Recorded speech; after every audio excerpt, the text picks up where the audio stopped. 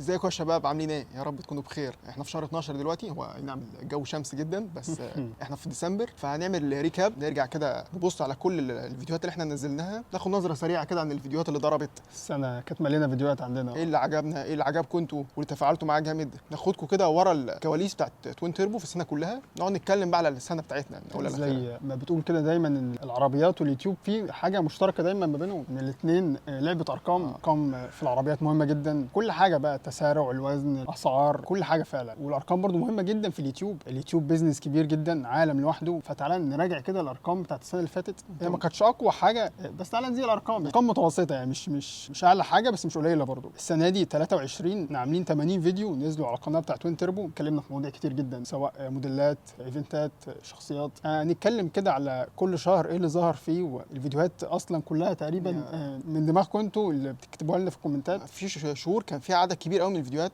في شهور ما كانش فيها غير فيديوين ثلاثه كده، اللي هو يا دوب بنكمل بس. هنيجي للحته دي، بس خلينا في الارقام. قلنا 80 فيديو نزلوا في السنه، ده ادى ان القناه زادت 30,000 سبسكرايبر في 23 لوحدها. تقريبا دلوقتي داخلين في 130، فرقم كويس يعني، بس مش عالي قوي. اللي احنا كنا عايزينه كان اكتر من كده، تقريبا الضعف. النمو مش كبير قوي بالنسبه للقنوات الثانيه، ممكن انت تكون بتشوفها مثلا بتوصل لملايين او كده، بس ستيل في نمو يعني، وده اهم حاجه في الاخر. برضه الحته بتاعت اللي بيسموهم النيش، او اللي هو المجتمع بتاع العربيات، او الاودينس اللي انت بتكلمهم مش كتير قوي. انت بتحاول تاخد حته كبيره من حاجه مش كتيره اصلا، بيسموها اللي هي الشير بتاعك من الماركت. وبالذات كمان عشان احنا بنتكلم عربي، فالفيديوهات ما بتوصلش غير اللي بيتكلموا عربي، فانت فاهم يعني. كشيت اليوتيوب مش حجه يعني، مش حجه، في بالزبط. احسن من كده يعني مش دي حاجه توقفك، بالعكس دي حاجه تشجعك ان انت تكمل، تاخد بقى كل اللي بيتكلموا بالعربي، لان مفيش كتير بيعملوا النوع ده من الفيديوهات مثلا. يعني مشكله اليوتيوب اللي احنا لاحظناها جامده قوي، ان هم مركزين جدا جدا على الشورتس. الشورتس دي احنا لسه ما بدأناش فيها، هنتكلم فيها بعدين لسه، بس عشان كده مش شاطرين فيها اكتر حاجه. عشان كده السنه دي الارقام مش احسن حاجه، عشان ما فيش شورتس. فالسنه الجايه هنحاول نظبطها. في اخر الفيديو هنقول لكم ايه الخطط وايه اللي بنفكر فيه جديد. في كلام كتير. خلينا نرجع للارقام تاني. احنا 80 فيديو و30,000 سبسكرايبر. توتال الفيوز او المشاهدات على كل فيديوهات السنه دي كانت 9 مليون، رقم كبير برضو لحد ما يعني. لو قسمت ال 9 مليون دول على 80 نقسمها فعلا 80 فيديو اللي نزلوا، هيديك افريج للمشاهده للفيديو الواحد حوالي 112,000. فده رقم اكتر من 100,000، معقول يعني. كويس جدا. زي ما اقول لك كده، المحتوى العربيات برضو في الاخر. انت عاجبك الرقم فعلا طيب ولا لا؟ 9 مليون مشاهده. عارف الجمله بتاعت جريتفول بات نيفر ساتيسفايد؟ في ارقام احلى. عشان احنا شفنا قبل كده ان في فيديوهات فايرال يعني اللي هو يوصل لنص مليون، ارقام عاليه قوي. بتبقى متخيل ان القناه كلها لو كل الفيديوهات بتاعتها نص مليون، وبتبقى فاكر ان كل فيديو هيبقى هيعلي على اللي قبليه. فهتبقى متخيل ان الارقام مثلا ممكن توصل لرقم كبير. هنكلمكم على الفيديوهات اللي كبرت قوي السنه دي، بس تعالى نخلص اخر رقم في الارقام بتاعت السنه دي، وهو نص مليون ساعه مشاهده، واتش اور. ده اهم حاجه بالنسبه لليوتيوب تقريبا. بالظبط. بس زي ما انت قلت كده في الشورتس، الرقم ده اهميته قلت مع الوقت، بس كبير جدا في الاخر. نص مليون ساعه مشاهده و9 مليون فيو، هو ستيل كويسين. احنا شاطرين جدا في حته اللي بيسموها الريتنشن، يتفرج على جزء كبير من الفيديو، هو ده اللي عامل الواتش اور العالي قوي، نص مليون ساعه. ده احنا السنه اللي فاتت كنا اعلى من كده في السبسكريبشن. السنه اللي فاتت كان اعلى، بس احنا عشان السنه دي مش مركزين قوي على مشغولين قوي في حاجات تانية. زي ما انتم عارفين ان اليوتيوب مش هو شغلنا الاساسي اصلا، يعني ده حاجه جانبيه بنعملها وبنحاول نديها كل الوقت وكل المجهود بتاعنا. الارقام لحد ما كويسه مع المجهود المبذول يعني. تفتكر ايه اكتر 3 فيديوهات على القناه جايبين مشاهدات عاليه قوي السنه دي؟ وعشان تعرف واحد منهم. انا عارف ده اللي انا كنت كاتبه قبل كده في اول السنه. الفيديو بتاع الهايلكس فايراله بتاعته كيرف، كان حاجه ما تصدقش يعني. طب فاكر جايب كام؟ مده قصيره عدى نص مليون. عدى نص مليون فيو. عشان هو برضه صعب ان انت تعمل سيرش كده. يمكن احنا 2 فتبان ان احنا تيم، ومعانا كمان عبد الرحمن بيساعدنا برضه في كتابه الفيديوهات. احنا تيم صغير في توين تيربو، وبنحاول نكبره اصلا مع الوقت، فده بيخلينا نحاول نزود عدد الفيديوهات في الشهر يعني. قلنا اول واحد الهايلكس وصل نص مليون، كان الولد اللي هو الروسي اللي بيفجر ويحرق العربيات ده، مش فاكر اسمه. كان اسمه ليدفين. الموضوع بدا، هنعدي على الفيديوهات دي بس بتبدا بطريقه عشوائيه جدا يعني. ده ليدفين، ده كان الفيديو رقم 2، والفيديو رقم 3 هو صوره القناه نفسها لما اتكلمنا على بوجاتي شيرون. كانت اول مره خالص نتكلم عن شيرون. فيديو خطير. فيديو سنه صراحه. كنا مبسوطين جدا يعني ده اهم من الولد الروسي ومن الهايلكس. في زي ما بقول لك كده، احنا 80 فيديو على السنه يعني. احنا بننزل تقريبا فيديو كل 4 ايام ونص، ريت معقول يعني. في يوتيوبرز بينزلوا كل اسبوع مثلا او كل اسبوعين، هي غالبا بتبقى كل اسبوع كل يوم جمعه. والله احنا بنحاول نثبتها كل 3 جمعه، بننجح دايما في الجمعه بالذات بعد الصلاه بنعرف ننزل فيديو، انما الثلاث او في نص الاسبوع ما بنبقاش اقوى حاجه، مش احسن حاجه الصراحه. انا ما عنديش فكره اصلا هو ليه اليوتيوبرز كلهم اتفقوا على 3 الجمعه، بالذات الثلاث ده يوم غريب جدا. غريب جدا بس فعلا. هتلاقي ساعة كل 8 لازم ينزلوا الساعه 8 بالليل. احنا بنحاول تمشي مع السير ما تخرجش براها يعني. قبل ما نخش بقى في الفيديوهات نفسها وتفاصيلها شويه، احنا بنفسنا يمكن ده الفيديو رقم 4 اللي نظهر فيه السنه دي. ده عدد قليل جدا، بس يعني زي ما قلت لك عشان احنا مشغولين شويه، فده اللي بنعرف نعمله بالامكانيات اللي معانا يعني. فاحنا ظهرنا 3 فيديوهات قبل كده. اول فيديو لما رحنا الجراج بتاع كريم الشبراوي، صورنا اللامبورجيني والمرسيدس والبورش، كان فيديو حلو الصراحه يعني. ممكن نعمله زي ده الفلوج الوحيد اللي في السنه تاني. اصلا بالظبط ما كده. صورناش حاجه غيره يعني. تاني فيديو لما كنا بنتكلم على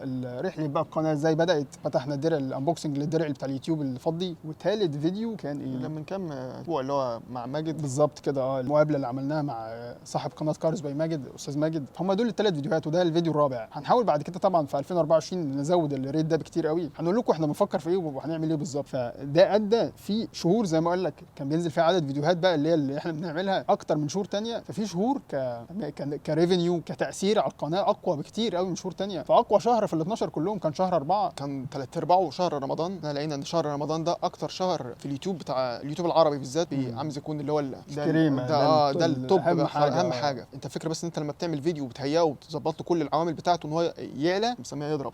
لما بيضرب جامد قوي بياخد القناه كلها لفوق، بيرفع الفيديوهات اللي نزلت حواليه، الفيديوهات اللي شبهه. ففيديو واحد لو انت عملته صح، عرفت تلعب اللعبه بتاعته صح، يرفع القناه. ففي رمضان في 3 فيديوهات عليوا جدا مع بعض. طب تعالى نتكلم بقى على شهر ولما نوصل ل4 او بدايه رمضان نتكلم بقى على الفيديوهات. يعني احنا بدانا السنه الصراحه بخبر كان حزين جدا في يناير.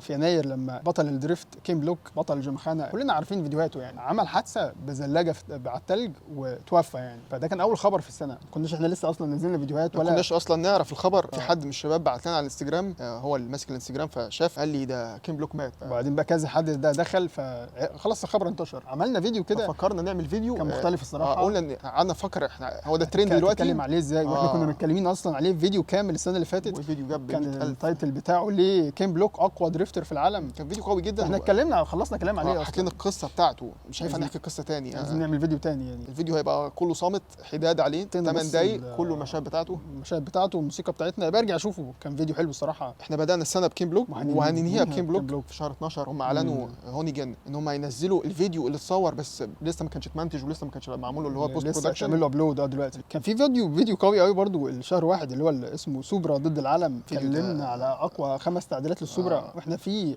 جمهور قوي جدا جدا، مش على القناه بتاعتنا، على اي قناه عامه بتتكلم عربيات للسوبرا بالذات اللي هي الجيل الرابع الام كي 4. احنا كنا بنتكلمين كده على 5 تعديلات قويه جدا. فيديو قوي برضو صراحه، انا استمتعت وانا بنعمله يعني. كان بس في تعديله فيهم، فاكر اسم الولد ايه اللي كان عامل سوبرا حاطط جديده، حاطط فيها موتور فورمولا اللي كان في 10 تقريبا. بالظبط كده. التعديله دي هنتكلم عليها في فيديو تاني. هنتكلم على المعدلين الامريكان والمشاريع المجنونه اللي هم بيعملوها. فدي ممكن تلاقينا بنتكلم عليها تاني بكل تفاصيلها بقى في فيديو جديد يعني. وجنبيه على طول بالظبط كانت الجي تي ار الجديده، او مش الجديده، هي الفيس ليفت يعني. خلاص العربيه عجزت بقى لها كام 16 سنه في الانتاج بنفس الشكل خلاص بقى. بس اتكلمنا عليها برضو لان زي ما في جمهور قوي جدا للسوبرا، اي حاجه في ياباني جمهور قوي جدا للجي تي ار.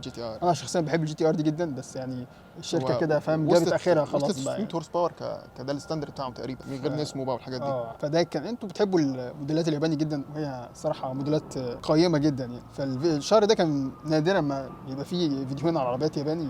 هنخش على شهر 2. شهر 2 كان فيه فيديوهين. يعني الشهر ده احنا لما كان 28 يوم تقريبا فهو صغير، فقلنا هنريح فيه شويه فعملنا. بس كان فيه فيديوهات حلوه قوي. الفيديو الاولاني نزل على الجي تي ار، كان زي ما تقول كده انترو او بدايه كلام على الموديل ده، عشان الموديلات اللي بعده بقى بعد كده على كذا الموتور نفسه اللي هو الفي 8 بتاعهم حاجه.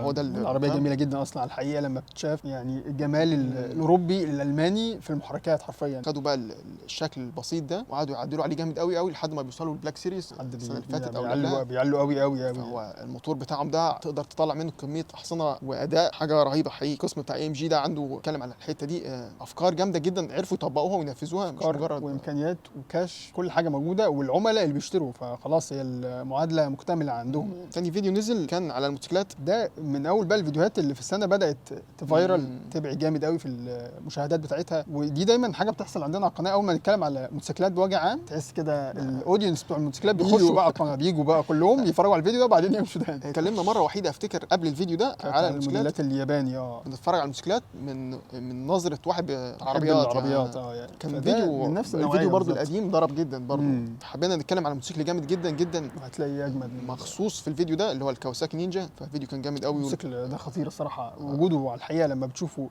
ليه حضور وهيبه بالكربون الاسود اللي عليه وسمعته. هو فاهم الموتوسيكل ليه سمعه كده ان هو ايه انا حاجه افتكر من الفيديو ده تنين. هو دايما اي اصلا تايتل لحد اونر للموتوسيكل ده يكتب تنين وبعدين يحط بقيه التايتل يعني. لقطه بتاعت ان هم بيجروا على كوبري وبيجيبوا توب سبيد 400 تقريبا تركيا. الشهر اللي بعديه بقى هو بدايه صعود الكيرف قوي، نوصل لاعلى مستويات في توين تيربو في السنه كلها في 23. لان عدد الفيديوهات كان كبير جدا، احنا كنا مخططين لها من الاول. عارفين ان الشهر ده هيبقى فيه اللي هو الدخله بتاعت رمضان. في رمضان كل حاجه بتزيد، كل حاجه بتترفع جدا جدا، الناس بيبقى عندها وقت تتفرج سواء على التلفزيون او اليوتيوب، ده بيسموه اللي هو الديجيتال تي في، مودرن تي في، فبيتفرجوا على على التلفزيون اللي هو اليوتيوب في الاخر. فاحنا كنا عاملين حسابنا من شهر 2 ان احنا هننزل حاجات، هنزود هننزل فيديوهات كتير. فبنقعد دايما نفكر ايه الافكار، مش عايزين نحصر نفسنا في حته ممكن اللي يتفرج ما يبقاش عاجبه مثلا العربيات الامريكاني، مش مهتم قوي بالماركت الالماني في العربيات، فقلنا هياخد من كل حته حاجه. نزل كام 12 نزل 15 فيديو في 30 يوم يعني تقريبا، فيديو كل يوم ويوم يعني كل يومين. بدأنا بمين؟ بدأنا حبينا نبدأ بشخص مثير للجدل جدا جدا فعلا. دايما بيجي خدنا بالنا ان هو احنا مش بنتابعه، ما عندناش تيك توك وما عندناش اي انستجرام شخصي لينا، توين تيربو ده حاجه ثانيه،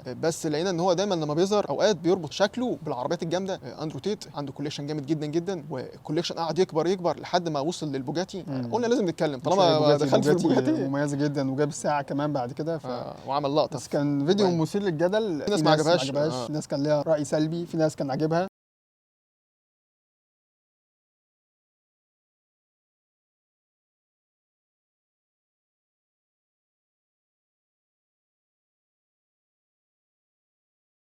مشهور في امريكا تيربو اوبا 911 هي ظهرت. التيربو دي عشان احنا شفناها كذا مره في ايفنت، فهي بقت قدامنا كتير قوي، فانا لا ما لازم اتكلم يعني لازم اقول. سهل قوي لما حد يقول عربيه سريعه جدا هي ال 911 تيربو اس. ليه بقى؟ بشكل الفكره كلها في تيربو والديزاين بتاع التيربو، مفيش حاجه بتيجي في يوم وليله. 911 تيربو تطورت كتير جدا عن الاجيال اللي فاتت جدا جدا. بعد كده جينا لواحد من اقوى اليوتيوبرز في مجال العربيات، سترادمان، والكوليكشن الرهيب بتاعه. انا فاكر قصه صعود الصراحه، حاجه قصه نجاح كبيره جدا. يكون فيلم سينما وهو بس بشكل شخص، وهو عامل لها دوكيومنتري قوي جدا على الشانل عنده، من ولا حاجه او يعتبر من ولا حاجه حته العربيات لكل حاجه. هو محقق كده كلمه دايما الامريكان بيحبوا يطلقوها على البلد عندهم، الامريكان دريم. هو محققه في العربيات، حلم الامريكان.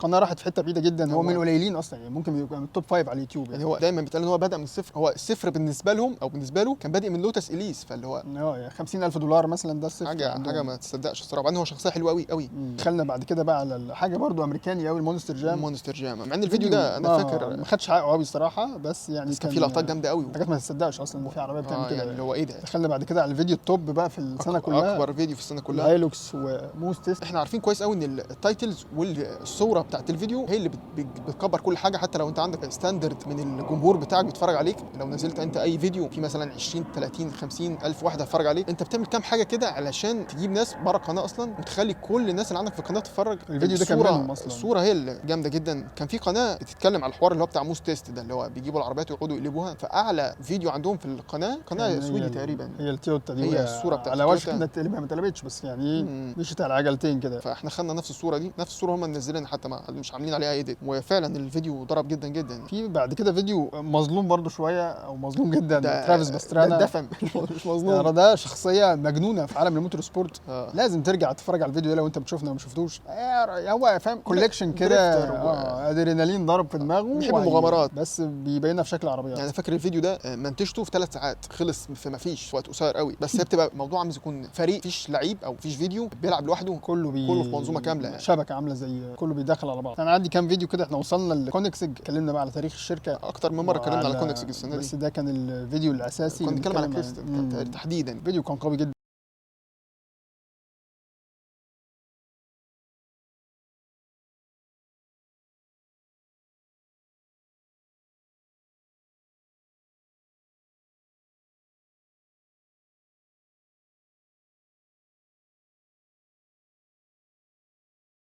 10 عربيات برودكشن تقدر تشوفهم عادي. حاجه غريبه جدا فعلا يعني، العربيات كلها ما تصدقش يعني. هنجري كام واحد. زورا. زورا اخر حاجه نزلت الزورا، انا فاكر ان انا شفت دوكيومنتري للزورا ده، ما كنتش اعرف اي حاجه عنه الصراحه. في فرق كبير جدا انت ممكن تلاحظه حتى لو ما تعرفش قصه الراجل ده، من الجيل الاولاني للكورفيت للجيل الثاني، الاثنين مش حاجه واحده، الاثنين في نقله كبيره جدا. اصلا تبقى موديل ثاني، كانت ممكن تبقى عربيات ثانيه ويموتوا الجيل الاولاني او الموديل الاولاني، ثم عملوها بطريقه حلوه الصراحه. تخش بعد كده بقى على بقول لك ثالث اعلى فيديو في السنه الشيرون. الشيرون الصراحه يعني عربيه جميله جدا، انت ممكن نادرا ما تشوفها في الشارع، ممكن ما تشوفهاش اصلا، ما تشوفهاش في حياتك كلها. انت لو عايش في بلد زي مصر مستحيل تشوفها لازم الفتره دي على الاقل، لازم تسافر لها بلدها. فاهم؟ دبي بقى، موناكو، امريكا كتير في منها. بس فكره هي تقريبا كام 500 نسخه او اقل من 500 نسخه. فن الميكانيكي فيها حاجه عاليه قوي، تعرف تتكلم عليه، ممكن تريليت دايما بعربيات ثانيه. انا دايما بشوف ان الديزاين بتاعها توب، رقم واحد عندي بصراحه بالنسبه لكل الهايبر كارز وكل البرودكشن كارز عامه. شيرون اقوى عربيه خالص. هم ما عندهمش موديلات كتيره، عندهم الفيرون والشيرون، عندهم كام حاجه كده غيروا في شكلها جامد قوي، اللي هي المسترال في الاخر. العربيه لها شخصيه، ودي حاجه نادره مع التصميم والقصه اللي هم بيحكوها والبيرسونال على الماركتنج بتاعتهم اللي بيعملوها، برضه بيعلم الفاليو جامد قوي، بتديها زي هيبه. العربيه غاليه جدا، العربيه سريعه جدا، ودي حاجه مهمه جدا. هم من اول ما نزلوا في 2005 لحد ما وصلوا 2013 عمل ريكورد، مهتمين جدا ان العربيه يبقى معروف عنها انها اسرع عربيه في العالم، حتى لو في فعلا باسرع منها دايما. هي شيرون بصراحه شاطرين جدا في الماركتنج، جدا جدا. عايز ارجع بس الفيديو نفس الشهر ده، عدينا كده اللي هو غير ما ناخد بالنا البرابوس. انا فاكر كويس قوي ان احنا كنا عايزين نتكلم على البرابوس دي. الفيديو ده بدا كنت بتفرج على بودكاست، بحب قوي الستايل بتاع البودكاست، اللي هو حد يجيب حد مشهور جدا ويقعدوا يتكلموا على الرحله بتاعتهم. جميل، وطالع اصلا ترند. هو الشورتس حاجه غريبه جدا. البودكاست صعب قوي ان انت تعملها، فيديوهات صغيره قوي طلع ترند، والفيديوهات الكبيره قوي طلع ترند. في النص ده بقى مظلوم، مش فاهم. طب ال10 دقائق 8 دقائق ده اكيد هيرجع تاني، هو ده الاساس في الاخر. ففي تشانل اسمها CEO كاست، راجل كده يقعد يستضيف ناس مديرين تنفيذيين. فالحلقه اللي انا اتفرجت عليها كنت عامل سبسكرايب بس شفتها بالصدفه، كان مستضيف الرئيس التنفيذي بتاع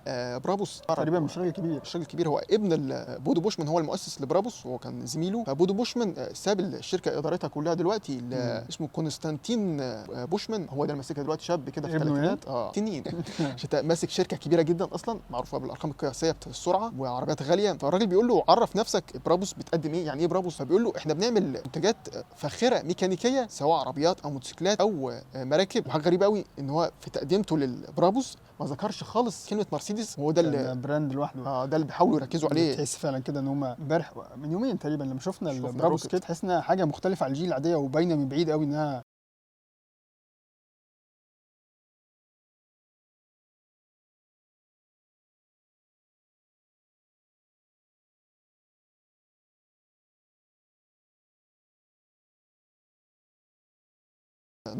وراحوا الرولز رويس، وهتلاقيهم في كل حته، هتلاقيهم على تيشيرتات، هيعملوا برودكشن فاشن، شاطرين جدا في الجزء ده، واللي بيدعمهم جدا ليهم عملاء. فاهم؟ اي حاجه برابوس تعملها هتخلص بعدها، عارف اللي هو خلصت بعدها ب6 ساعات من العرض. انت لو الشركه مشهوره جدا، الاداره هي اهم حاجه. في شهر 4 برضو حاولنا نحافظ على تيمبو بتاع ان احنا ننزل فيديوهات عددها كبير، كان لسه برضو فيها الفتره بتاعت رمضان، فحبينا نتكلم على موديلات، نتكلم على موديل نفسه، نتكلم على قصه صناعته وليه هو مشهور وليه هو ناجح، وقلنا نتكلم على شخصيات برضو، فعملنا ميكس ما بين الاثنين. بدانا بحاجه ما تصدقش، حاجه انتوا طلبتوها كتير جدا منا قبل كده في الكومنتات. لما بنراجع الكومنتات دايما بنحصر كده مين اكتر، لو في الشخصيات مين اكتر حد مثلا طلب. لقينا حد يعني حتى بتخشوا لي على الانستجرام تكتبوا لي عليه، انا ما كنتش اعرف عنه قوي الصراحه، ما كنتش اعرف شكله حتى، هو مالوش اي فيديوهات بالعربي خالص اطلاقا، نادر الظهور، بس عربياته معروفه كوليكشن يعني بتتصور امير بدر السعودي. فالكوليكشن مشهور جدا. انا ما كنتش عارف برضو ان الكوليكشن اسمه B14 الا لما دورت على الكوليكشن مشهور جدا في اوروبا، في موناكو وباريس.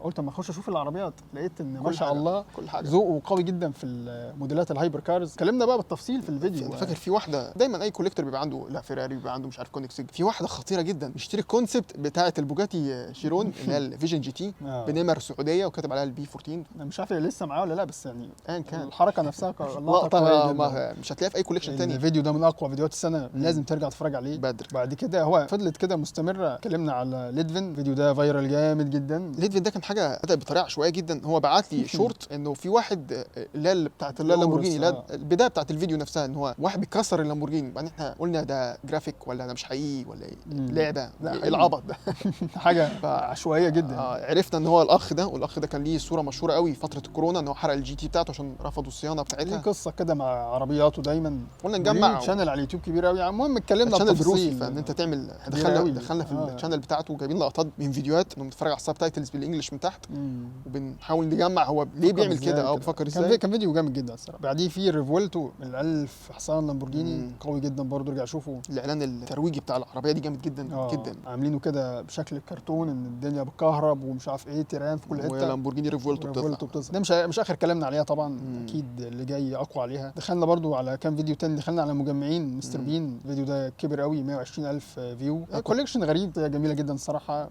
مبدع. تتوقعش اصلا كاركتر كوميديان ده مش ماتشنج خالص، اللي هو مستر بين مع كلارين اف 1 وكسرها كام مره، كسرها وبتسابق بيها مع عربيات جامده. واس ال اس كانت صوره الفيديو. بعدين ملوش صور كتير بس اللي هو ممكن نتكلم عليه. بعد كده جه تاني فيديو للجي تي من مرسيدس بلاك سيريز. قلنا نشوف بقى وصلوا لفين. انا حمر سابنيل مع عينها محمره اللي هو وحش الماني يعني. بيجي بعديه كده الوحش الانجليزي البي 1. العربيه دي يعني فاهم حاجه ما تصدقش يعني. فيها زرار دي ار اس في الستيرنج من جوه يعني. حاجه هاديه بقى. بعديها شويه رينج روفر. احنا كنا بنتكلم عنها، مش بنتكلم على موديل معين، بنتكلم على قصه صعود الشركه ازاي. كانت عربيه البراند نفسه في الاول كانت مخصصه للمزارعين في انجلترا، وفجاه بقت اللي هي الالتيميت فلاج شيب لاكشري، يبقى حط على طول رينج روفر. الشهر بقى اللي بعديه دخلنا بقى في اللكجري الالماني توب التوب مايبخ. احنا قلنا نتكلم على الرينج روفر من انجلترا وبعد كده نروح للمايبخ. مايبخ دي يمكن بتشاف كتير في الشارع، سواء الموديل الجي ال اس او موديل الاس. على طول كانت تشوف اللوجو محطوط من ورا كده على الجنب، تعرف كده ده اللي حصل معانا. بيسموها طيران درجه اولى على الارض. شفنا الفي كلاس عليها شبكه المايبخ، ما كناش نعرف ان في حاجه زي كده، النسخه دي بتنزل بجد منها مايبخ. وعملنا الفيديو ده ساعتها، قلنا نتكلم على العربيه دي. في فيديوهات كتير بقى ورا بعض، اتكلمنا على التيربو، اتكلمنا على ده كان فيديو حلو جدا الصراحه. اقوى موديلات من بي ام دبليو. عندهم عربيات غريبه كتير كده بتطلع كل فتره. ده كان اقوى اغرب موديلات. ان بعد كده بنعمل اقوى موديلات، في فرق طبعا. بعد كده اتكلمنا على فكره قويه جدا، ليه مفيش تيربو كهرباء. الفيديو ده فيه زي كتير تكنيكال قوي الصراحه، بس بيشرحوه بالانجليزي، فحبينا نعمل النسخه العربي منه، نخش في التفاصيل وندخلها في حته الفورمولا في الاخر. فهو الفيديو التايتل بتاعه ليه مفيش تيربو كهرباء، هو اجابته ان هو فيه تيربو كهرباء بس مش لينا، مش لكل الناس، مش حاجه انتاجيه كده. في بعد كده بقى اللي مش محتاجين تيربو كهرباء خالص. شبراوي الكوليكشن الاقوى في مصر، اكبر كوليكشن في مصر. رحنا زورنا الجراج هناك، جميل جدا. مجموعه اسمها في طريقه معينه للاختيار، ذوق عالي جدا. كل موديل ليه قيمه وقصه وحكايه. وقتها الجراج ما كانش كامل، 90 ما كانتش موجوده، كانت اقوى موديلات اصلا مش موجوده. كانت بتعملها رابنج تغليف بس كان في كفايه. كانت بالنسبه لنا الاس في جي.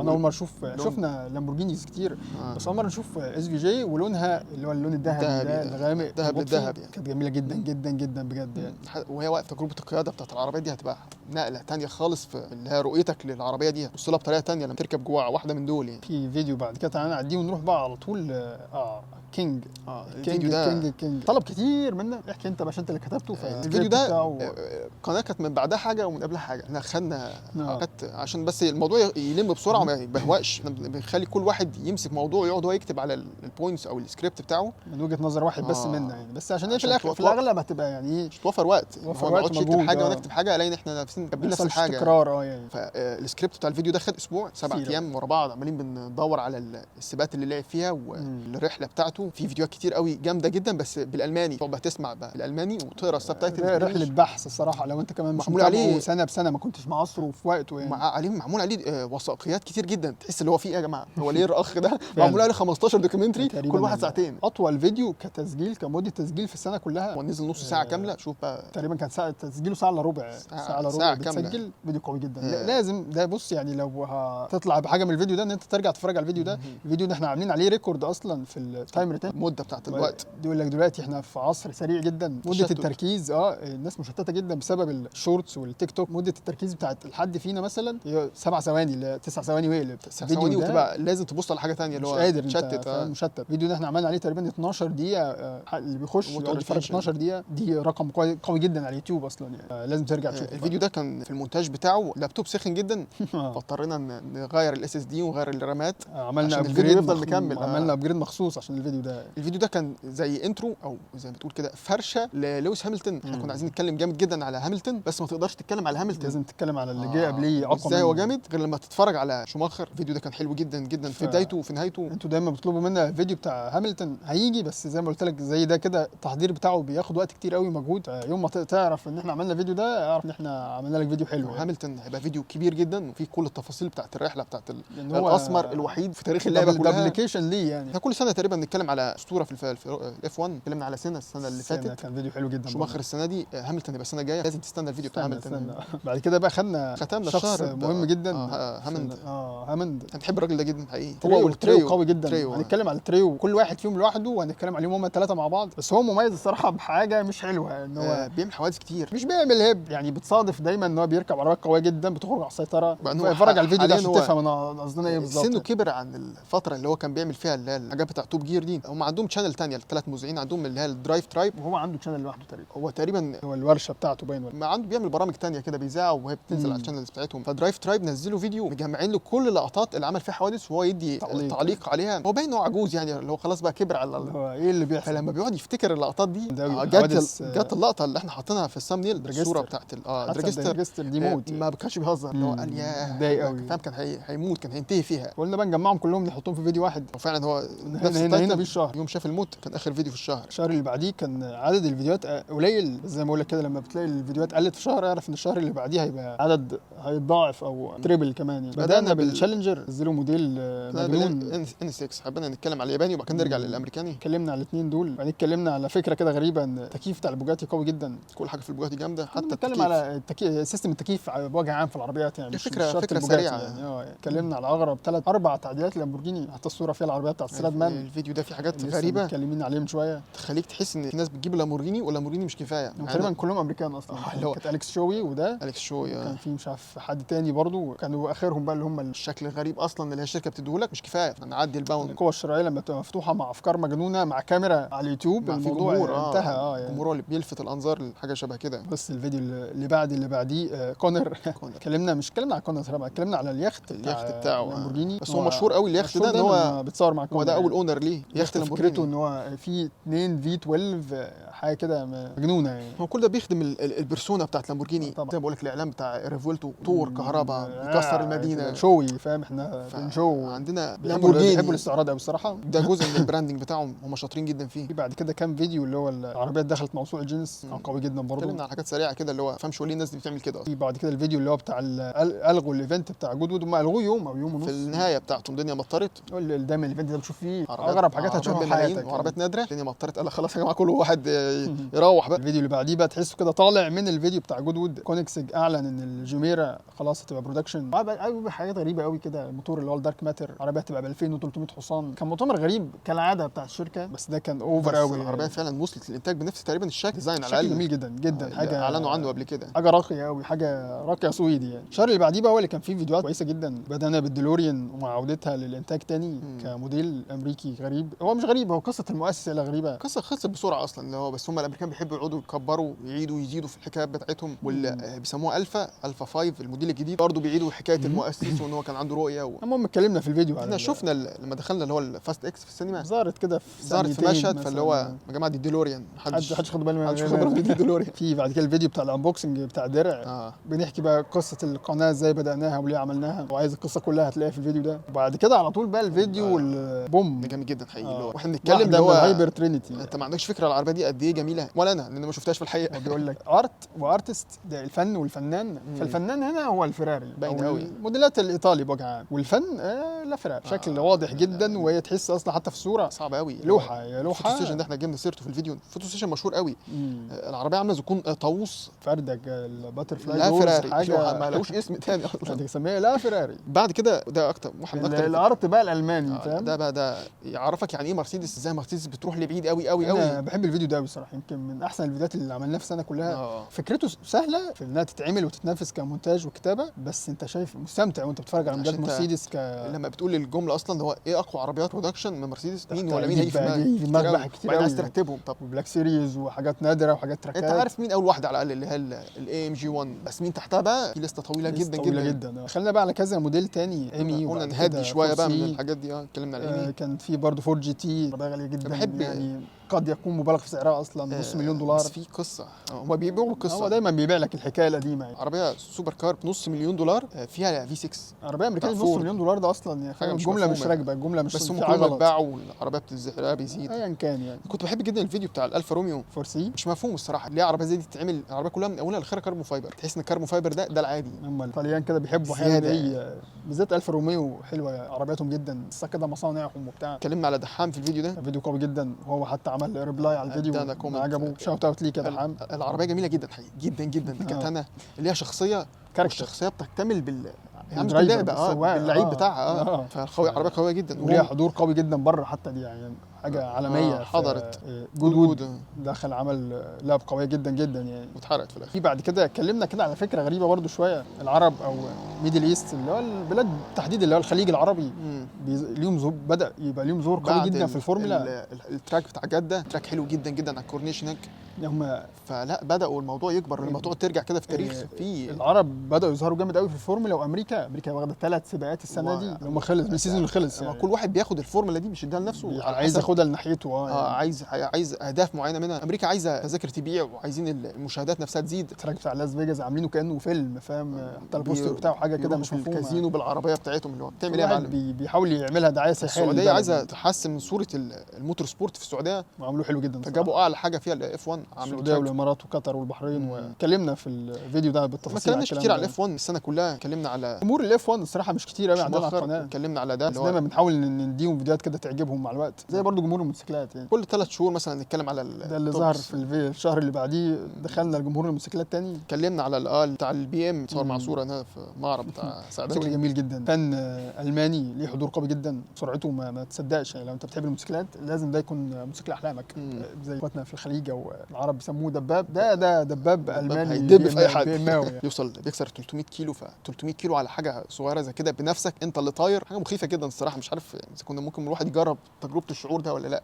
احنا ما بنحبش الموتوسيكلات قوي الصراحه، بس يعني ايه، ممكن نحبها بس اللي هو الريس في الستايل اللي هو البسيط، اللي هو الديرت بايك، اللي هو الحاجات الديرت بايك جميل جدا. الموتوسيكل نفسه بسيط والسرعه بسيطه. نعمل فيديو كامل اصلا بنتكلم على وجهه نظرنا كتوين تيربو في الموتوسيكلات. موتوسيكلات عالم كبير لوحده اصلا بره العربيات يعني. بره العربيات اللي احنا اتكلمنا عليها في الفيديو برضو تاني، الكوليكشن بتاع سليم ده حاجه مش مفهومه الصوره اصلا، فاهم؟ معاه كل بيسموهم ايه، الفلاج شيب بتاع الشركات الاوروبي. الصوره دي بدات الفيديو اصلا راجل لابس اللبس اللي هو الخليجي، الطابع العربي بتاعهم ده قوي جدا، وقاعد على السي الكي جي تي ار. وبعدين هو مش مجرد كوليكتور، هو درايفر قوي جدا، هو سواق رالي مشهور بعدين بتعرف ان هو عنده 2 سي الكي جي تي ار. طب ما يا جماعه احنا عايزين نفهم. اتكلمنا بالتفاصيل في الفيديو ده على الكوليكشن كله، مش كله طبعا لان هو صعب تحصرهم كلهم، لان هم في ما لهمش صور. دي مشكله اغلب المجمعين. لو مجمع قوي جدا ملوش صور لفيديوهاته او كده صعب اتكلم عليه، مش هخلي لك الفيديو كله صور. ده كان يعني نص متوازن شويه يعني. افتكر ان احنا قلنا في الفيديو بتاع اقوى عربيات في بي ام دبليو، اغرب عربيات في بي ام دبليو اللي احنا لسه اتكلمنا عليه ده. اخر حته في الفيديو قلنا ان احنا هنعمل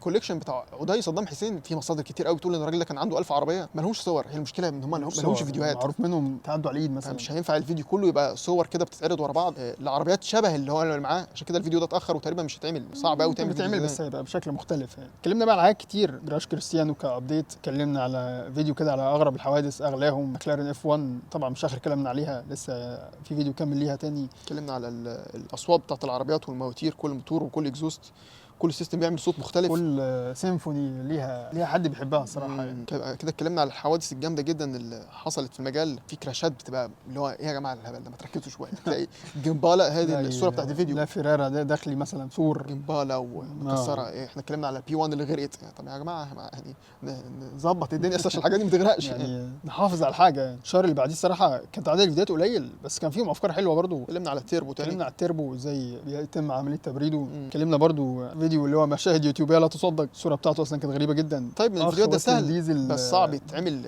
ويجيب فيوز كتير قوي. مسلم ديزل مش مفهوم. لو الراجل ده عمال بيتمادى قوي في فيديو يعني نتكلم عليه بشكل مختصر في فيديو كده يظهر، ومش بشكل ايجابي الصراحه، لان الراجل ده يعني ما بحبش الصراحه اللي بيكسر هو العربيات. عنده مشكله مع الناس اللي بتتفرج معاه. هو لا عنده مشكله مع الناس اللي بتتفرج معاه وبيعند معاهم، والموضوع في تقل دم. وين لا تقل دم مش لازم تجيب فيوز تكسر العربيه. ممكن تعمل حاجات تانية زي كارواو مثلا. في حاجات العربيات انت ممكن تصورها على واقف اصلا هتجيب فيوز قد كده. بقول لك هو شخصيته مستفزه. اتكلمنا بقى على فيديو مهم جدا دايما بنعمله كل سنه، اقوى سوبر كارز دخلت مصر بعد ما السيزون بتاع الساحل خلص. السنه دي كان في مجموعه كبيره ظهرت، احنا هنا عشان في القاهره الجديده فبنشوفهم بالليل مثلا، بيبقوا ماشيين على اوناش محطوطين في المعارض. بتشوف دايما كده ايه 296 مثلا، اف 8 موديلات بورش في كل حته، بالذات العربيات الاس يو في اورس وكيان يعني انا افتكر من الفيديو ده كان في همر اي في قديم، اللي هو صعب قوي تتخيل انها تيجي هنا، جت عادي جدا في نسخه وحيده منها. اتكلمنا على ال 23 كانت عامله ازاي في مصر. الشهر اللي بعديه بقى هو اللي هو خلاص من حبه ده يعني اللي هو 11 عدد حاولنا فيديوهات نرجع كبير تاني أوي. بعدد كبير زي ما بدأنا السنه. التأثير بتاعهم ما كانش زي اول السنه، بس ستيل عدد كبير بس يعني انتوا في كتير منكم خد باله ان العدد كبر.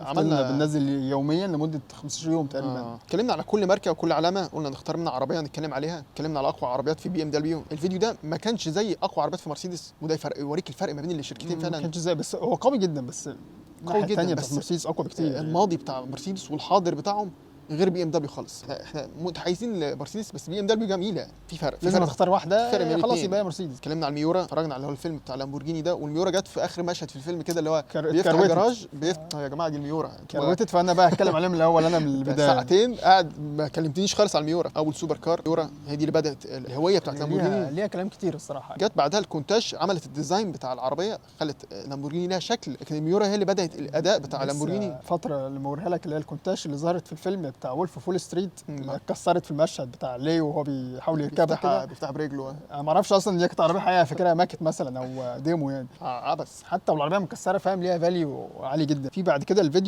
الفيديو بتاع اليكس تشوي، لسه بقول له ان الولد ده وصل لاعلى مستوى من التباهي بالعربيات. عامل فكره حلوه، مش عارف يعني. لا فكره ان هو بيختار عربيه واحده اللي هي لامبورجيني هوريكان بتاعته، اللي هي حته الفوليوم عمل بيها ممكن هوني كورن باين ولا كان مسميها ايه، فوليوم 1 2 3، كل واحده بيقعد يلعب بيها. في شكل مختلف الصراحه يعني، مش يوتيوبرز كتير عاملينه. انا مش متاكد الصراحه الطريقه بالتباهي دي حلوه ولا وحشه، الفكره بس هي موجوده يعني، شغاله كويس جدا. فهو اليوتيوب بيساعدهم، مش بيساعدهم، اي حاجه الناس عايزه تشوفها بيبقى فيها معلنين كتير قوي بتتفاير، بالذات لو دايره كده بالذات لو امريكاني. بعد كده اتكلمنا على بوم من فيراري. اتكلمنا على فيراري كتير السنه دي على فكره عشان تستاهل.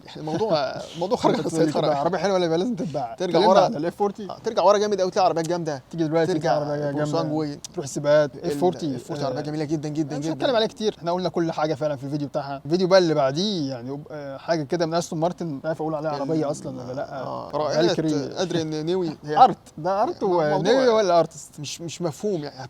احنا قلنا في الفيديو لو خلاص يا جماعه كفايه نكسر حدود العربيات يعني. بعدوا قوي بالعربيه دي، عربيه هايبريد انجليزي. كل حاجه ديزاين اصلا غريب قوي يعني، واللون برضو اللي اختاروه، مع ان يعني ده لونهم جديدا في السباقات، حاجه كده جميله جدا الصراحه يعني. الشهر ده اصلا كان كله كده عربيات سوبر وهايبر كارز. اتكلمنا بعد كده السوبر كارز لما يعملوا اوف رود، فيديوهات غريبه قوي يعني، نوع من الفيديوهات تحس كده انت مش فاهم هو كده اللي هو ليه بوجاتي تخش في الرمله. لو معايا عربيه اكيد انا مش هبقى عايز ادخل مش عارف انزو في مش هبقى عايز تمشي في شارع مكسر اصلا، بتفادى ان الشوارع دي. فالمشاهد دي غريبه جدا. الفيديو كان غريب يعني. بعدين اتكلمنا على حاجه امريكاني غريبه برضو، زي ما احنا كاتبين كده، سوبر امريكاني منسيه سالين. قصه كده برضو فاهم، شخص حالم الفاوندر بتاع بيعرف يعمل حاجه جوه دماغه بيطلعها فاز على طول. السالين اس 7 رجعوا تاني على فكره، وقت ومجهود وتطوير. كام شهر عاملين نفس العربيه بديزاين جديد بنفس الموتور القديم، بيبيعوا بيها تاني. عملوا مؤتمر كده الليجاسي في الاول عايش. بعد كده اتكلمنا برضو على الفي 12 الفيراري، كان فيديو كده ايه بيلد اب قوي جدا يعني تحيه تقدير للفي 12. الموضوع احنا في الاخر بنقول خالص ان الفيراري في 12 هي عربيه الاحلام. دي حقيقه فعلا، ده انت لازم ده يبقى يعني هدفك في المحركات. بعد كده بنروح الناحيه الثانيه خالص، اللامبورجيني كونسبت الكهرباء اللي هيعملوه. في ناس ما كانش عاجبها الفكره بتاعت ان اللامبورجيني تخش كفول الكتريك كده، ده لازم هيحصل. بس الفكره ان هي عشان هي سبقت غيرها، فانت حاسس ان هي ايه لوحدها يعني. المنصوري اصلا قبل فتره كده عمل خد اورس، شال البابين بتوعها، عملها تو دور اورس اللي هي شبه اللانزادور دي جدا اصلا، بنفس اللون الازرق ده، بس بنزين بنفس الفي 8 بتاعها. فكره ان يبقى في الديزاين بتاع اللامبورجيني العاليه اللي بابين ده موجود اصلا عند لازم يكون في افكار في الاخر الناس اللي بتطلبه. انت وصلت هرم الموتور سبورت، لازم بقى تعمل حاجه تانية يعني. زي ما الفا عاملين حاجه تانية الكيو في بتاعتهم. في عربيه جميله جدا. الفيديو ده ترتب عليه ان احنا اللي هو وصلنا لاخر فيديو في الشهر ده لما قابلنا ماجد، اتكلمنا على الكيو في. فحد من وبشكرك، انت كنت سبب كبير جدا في الفيديو ده. دخل عنده على الانستجرام قال له ده توين تيربو، بيتكلموا على الكيو في بتاعتك وكده يعني. عملنا المقابله دي بسبب الفيديو ده يعني. بعد كده اتكلمنا على رائع بورش عربيه الاحلام لسه شايفين في واحده في امبارح المنام. بيضه، فضلنا ماشيين وراها الطريق بوكستر، كله. بوكستر 718 عربيه كده كانت جميله قبل ما سعر الصرف في مصر يتجنن كده، بس فبعدت قوي يعني. ابعد سعر المنتج نفسه عن العربيه، تشوف شوف العربيه لوحدها كامكانيات، عربيه جميله جدا جميله جدا. جدا. بس الشهر ده لسه ما نزلش فيديوهات كتير، ممكن خلاص اصلا نوقفهم لحد العدد قليل. 3 4 بس اتكلمنا على اتنين اقوياء جدا يعني يقوموا بالشهر كله لوحده. رجعنا تاني الكونكسج مع الجيسكو. الفكره الغريبه ان هم عايزين، فكره ملهمه الصراحه، ان توصل لاعلى توب سبيد 500 كيلو في الساعه. ده طبعا الواحد مش هيجربه اصلا وخاف. الشعور اللي عند السرعه دي مش عارف هيبقى عامل ازاي. فكرة ان في عربيه او في موديل عنده القدره دي، حتى لو مش هتجاب غير مره واحده على تراك، يعني الموتور يقدر يوصل لها. يمكن العربيه السنه اللي جايه كتصميم. نشوف لهم تيست رسمي ولا حاجه، مثلا ارقام معلنه. مم. لسه ما فيش حاجه معلنه عليها. واخر حاجه ختمناها بكوليكتور عربي تاني، انتوا برضو اللي طلبتوه منا ده كتير كان جدا. الرابع تقريبا آه، بشكل عربي في القناه كوليكشن كلها. القطري للامير خليفه. مم. كان فيديو قوي جدا لانه فيديو معاه بيقعد مجموعه يقعد إيطالي يسكليت حلوة. كده، يقعد يعلى يعلى يعلى يعلى. الشنتناري ولا فيراري يعني موديلات حلوه جدا الصراحه. الاختيار فيه ذوق يعني. فبس كده، دي السنه دي كانت مليانه الصراحه. كانت نهايتها وحشه قوي الصراحه، ان الاحداث اللي حصلت في فلسطين وكده ختمت السنه كده نهايه وحشه جدا. يعني ربنا ينصرهم، السنه الجايه تبقى احلى ليهم. اللي جاي بقى السنه اللي جايه على الشانل عندنا ممكن يبقى في حاجات مختلفه كتير جدا. احنا هنعمل فيديو تاني منفصل، هنقول لكم كده على فكره بنفكر فيها، ممكن تبقى مفاجاه، هيكون فيها تحدي. احنا دايما بنحب الحاجه يكون فيها تحدي كده. التوين تيربو بقى ليها سيستم خلاص، هي تقدر تعتمد على نفسها. بالظبط. حاليا معانا قلنا زي تيم صغير بنحاول نكبره كمان. معانا شات جي بي تي بنعرف نستخدمه كويس جدا، بيوفر وقت بطريقه انت مش متخيلها. كل المعلومات اللي موجوده على النت موجوده على تقدر الشيء ده. لو انت شيء بتعرف انا احب اسميه، احنا مسمينه مونتانا. ده مونتانا بتاعنا. توني مونتانا. لو تعرف تتعامل مع الاي اي ده تقدر توفر وقت، وهو ده المطلوب. فاحنا بنوفر وقت من توين تيربو، وهنحاول نعمل حاجه تانية بقول لك هنعلن عليها فيديو تاني. غالبا ده هيكون اخر فيديو هنظهر فيه على القناه. هنتكلم في التفاصيل ورايكم في كده يعني. فلحد كده بس 23 خلاص خلصت. احنا بالنسبه لنا كانت سنه جميله حقيقي، حققنا فيها حاجات كتير قوي كنا عايزين نعملها. فيها تحديات وفيها صعوبات، فيها ارقام عاليه بتوصل بس لها. دايما في احسن، دايما في اقوى، زي ما انت قلت زي ما بيحصل في عالم العربيات. بي جريتفul but never satisfied. زي عالم العربيات. الجمله بتاعت اي بي توكس، عشان بس ما نبقاش ندي كل حد حقه. جمله جميله جدا. خليك راضي ولكن غير مقتنع. السنه الجايه هتبقى قويه جدا، انا متاكد. عالم العربيات مليان مليان، وهنقول لكم في الفيديو الجاي هنفكر في ايه بالظبط. وبس كده، نتمنى لكم سنه جديده سعيده. اكتب لنا في الكومنتات انت محتاج تشوف لنا فيديوهات على مواضيع ايه. انا عارف في كتير منكم دايما بيحبوا يتفرجوا على الفيديوهات بتاعتنا وهم بياكلوا انا بعمل كده شخصيا. قول رايك عامه في اي حاجه، حتى لو حاجه وحشه عايز تتعدل. كومنتات احنا بنقراها، وممكن كومنتك ده احنا نعمل عليه فيديو كامل، ممكن نعمل عليه فكره كامله. حصل كتير حصل كتير فعلا. وبس كده، سلام، اشوفكم في الفيديوهات الجايه.